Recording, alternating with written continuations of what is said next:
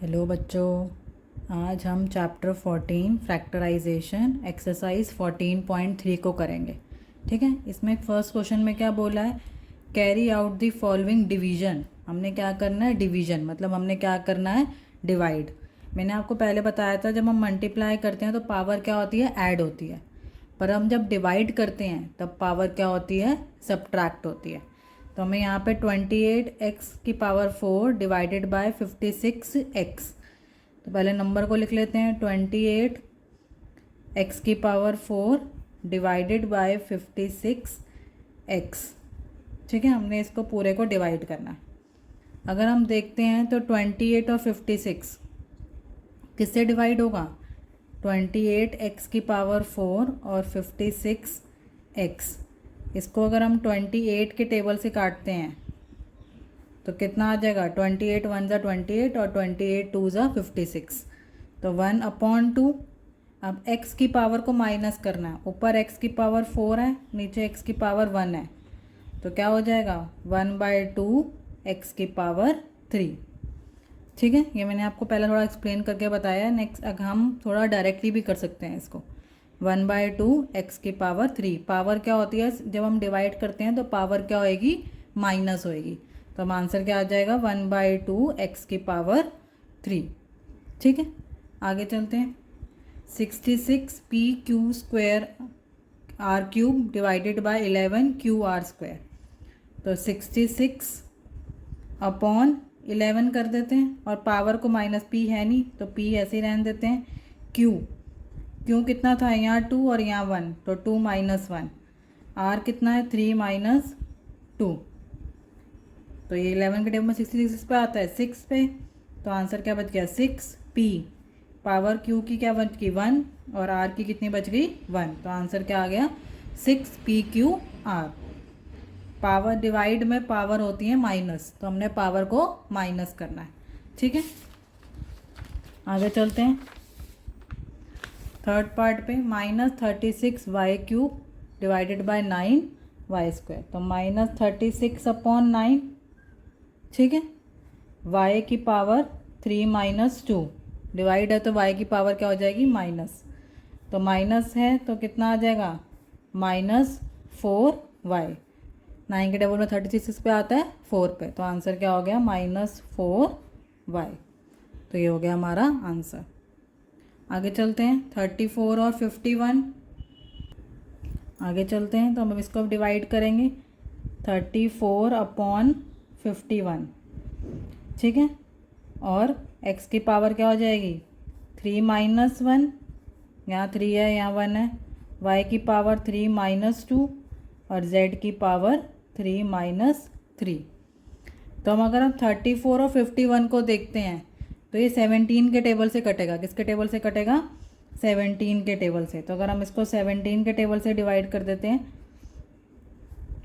तो यहाँ तो हमारा x क्या बच गया, 2, y और z तो हमारा 0 हो जाएगा, 3 - 3 0, तो इसलिए हम z को नहीं लिखेंगे। और जब हम इसको डिवाइड करेंगे तो 17 के टेबल में 34 किस पे आता है, 2 पे, और 51 किस पे आता है, 3 पे। तो आंसर क्या आ गया, 2/3 x² y। तो ये हो गया हमारा आंसर।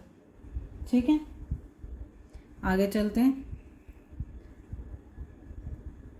आगे क्या है, 12 8 a की पावर 8 b की पावर 8 डिवाइडेड बाय -6 a की पावर 6 b की पावर 4। ठीक है, तो 12/6 -6, तो a की पावर 8 है और 8 की पावर 6 है, तो 8 - 6। b की पावर 8 है और b की पावर 4 है, तो 8 - 4। तो ये -12 को ऊपर भी लिख सकते हैं। a कितना बच गया, 2, और b कितना बच गया, 4। तो ये आंसर आ जाएगा -2 a की पावर 2 b की पावर 4। तो ये हो गया हमारा आंसर। ठीक है, क्वेश्चन नंबर 2 देखते हैं। Divide the given polynomial by the given monomial. इसको इससे डिवाइड करना है। तो हमने 5x² - 6x को 3x से डिवाइड करना है। ठीक है, तो कैसे लिख सकते हैं इसको, 5x² - 6x/3x।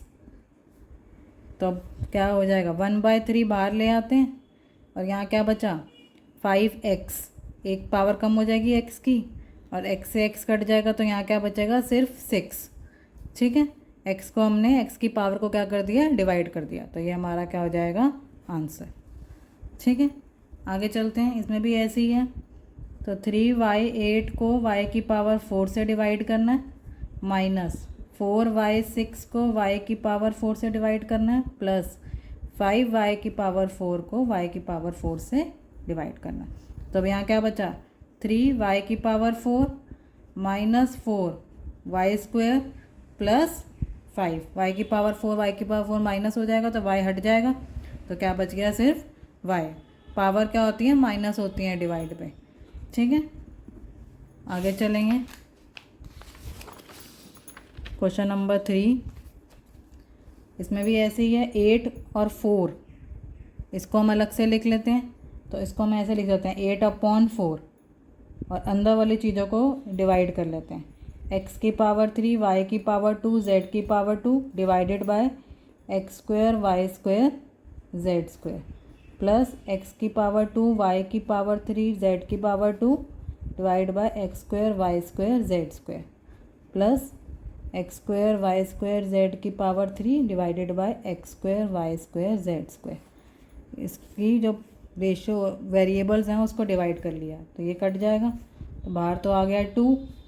अब यहाँ पे x की पावर 3 और x की पावर 2, तो x बच गया, y² से y² कट गया, z² से z² कट गया। इसमें x² से x² कट गया, y की पावर 3 और y की पावर 2 था तो क्या बच गया सिर्फ y, z² से z² कट गया। ठीक है, इसमें भी x² से x² कट गया, y² से y² और क्या बच गया सिर्फ z। तो हमारा आ जाएगा 2 ब्रैकेट में x plus y plus z, ये हमारा क्या हो गया आंसर। ठीक है, आगे चलते हैं।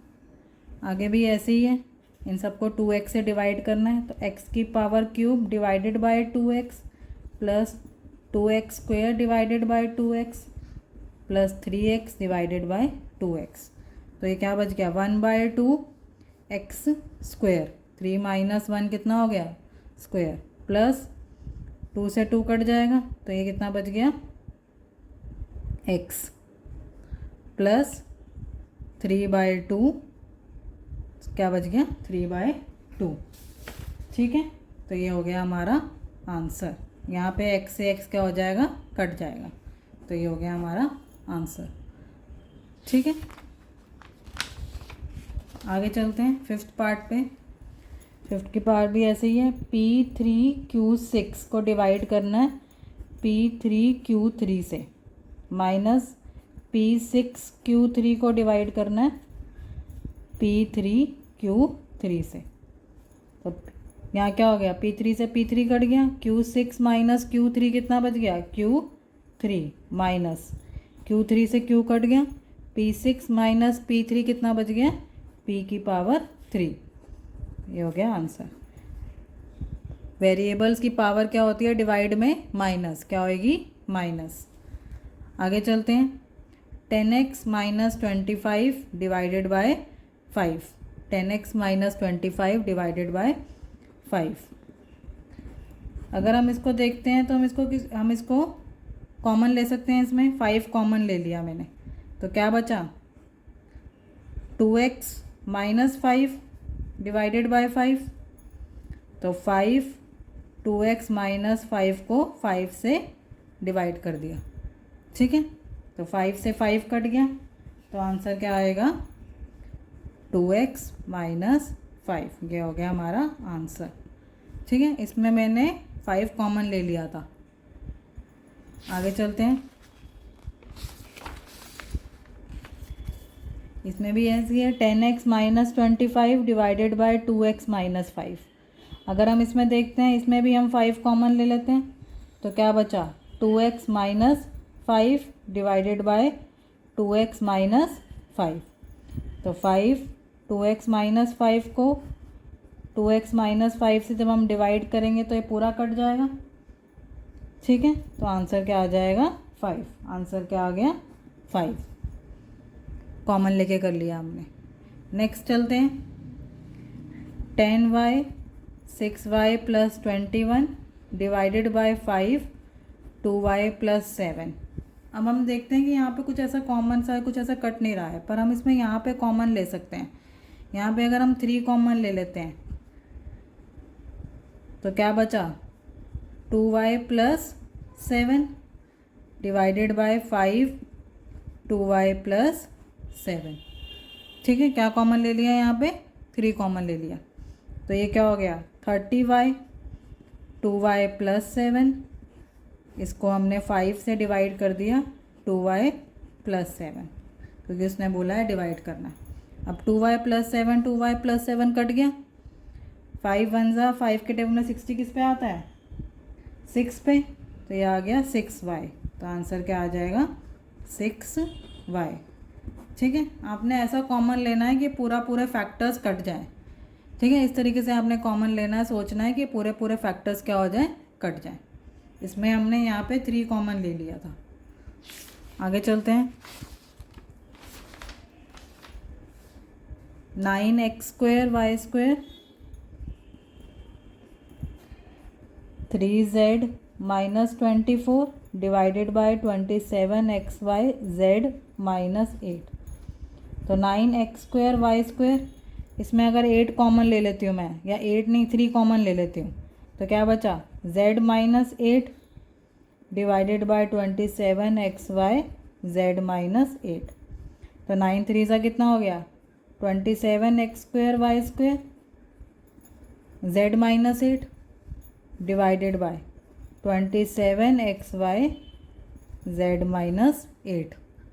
तो z माइनस 8 कट गया, 27 से 27 कट गया, पावर क्या बच गई x2 minus 1 x y2 minus 1 y। तो आंसर क्या आ गया xy। ठीक है, आंसर क्या आ गया xy। आगे चलते हैं। 96 ABC 3a minus 12 5b minus 30 divided by 144 a minus 4 b minus 6। ठीक है, तो अब इसमें देखते हैं 96 ABC, इसमें कुछ कॉमन है 3 कॉमन ले लेते हैं। ठीक है, तो क्या बचा a माइनस 4 और इसमें क्या कॉमन ले लेते हैं 5 कॉमन ले लेते हैं, तो क्या बचा b minus 6 divided by 144 a minus 4 b minus 6। अभी जो नंबर्स हैं इनको एक साथ ले लेते हैं। 96 मल्टीप्लाई 3 मल्टीप्लाई 5 ABC, और क्या बचा a माइनस 4 b माइनस 6। इसको डिवाइड कर दिया 144 से, a माइनस 4 b माइनस 6। ठीक है, तो जब हम इसको डिवाइड करेंगे, ठीक है, तो a माइनस 4 कट गया, b minus 6 b minus 6 cut गया।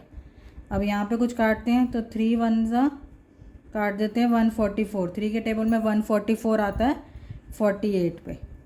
ठीक है, अब हमारे पास क्या बच गया 96 मल्टीप्लाई 5 ABC अपॉन 48। ठीक है, 48 1 ज़ा 48 2 ज़ा, तो क्या आंसर हो गया 10 ABC।